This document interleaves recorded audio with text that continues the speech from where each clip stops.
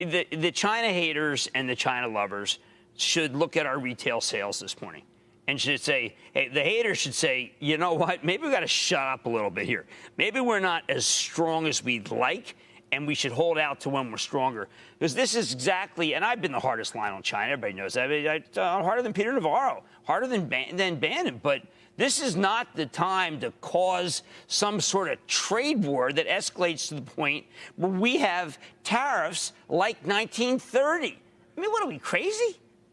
I mean, look, I don't like, I mean, who knows? I still say the Wuhan virus, whatever.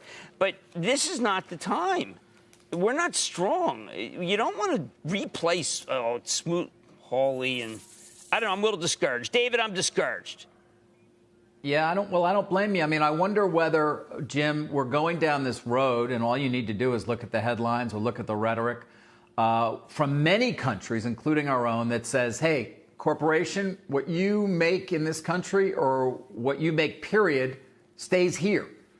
We don't let you sell it anywhere else. We're going to husband the resources that you have as a result of whatever it is that you produce. That's starting to happen, Jim, and that could be a dangerous sign.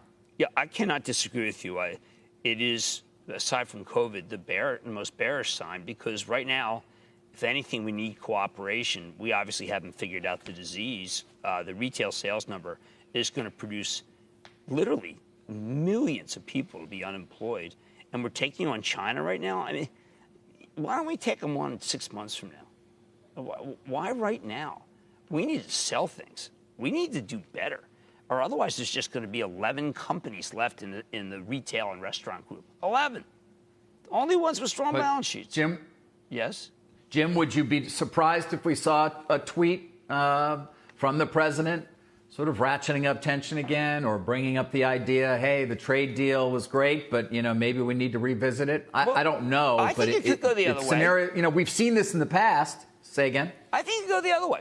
I think you could say, you know what, my great friend President Xi knows that there are things that they're doing wrong. And I think we can come together. But obviously, some business changes have to be made. I had S&P Global on. They've been allowed to come in and do their own non-joint venture. No one seems to know that. NVIDIA was able to close on the Mellanox deal. No one seems to recognize that.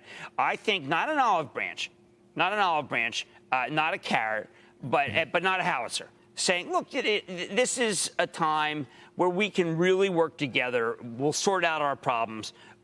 But this idea of Huawei doing this, if you make these changes, then we are willing to come to the table. But you got to make the changes first. And I think that's what the president, what needs to be said, given the fact that he already has some bad cops out there. He needs to be a little bit more good cop, even if for a second it makes us look like we're nice to the Chinese.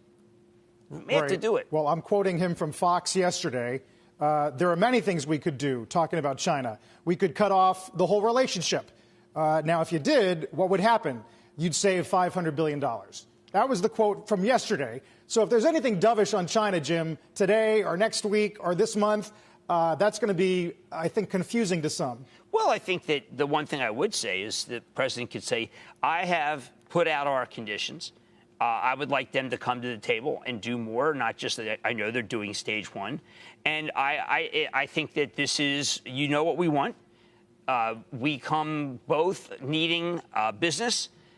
You keep paying the tariffs, and we will do business. But you've got to make Huawei an independent company that doesn't do anything involved with high tech, but does lower tech. In other words, we don't want Huawei to be an instrument of the military, which is really the issue, by the way. It's time. Again, no olive branch. But the president needs to say that my great friend Xi and I need to make a phone call. I mean, it's time for a phone call.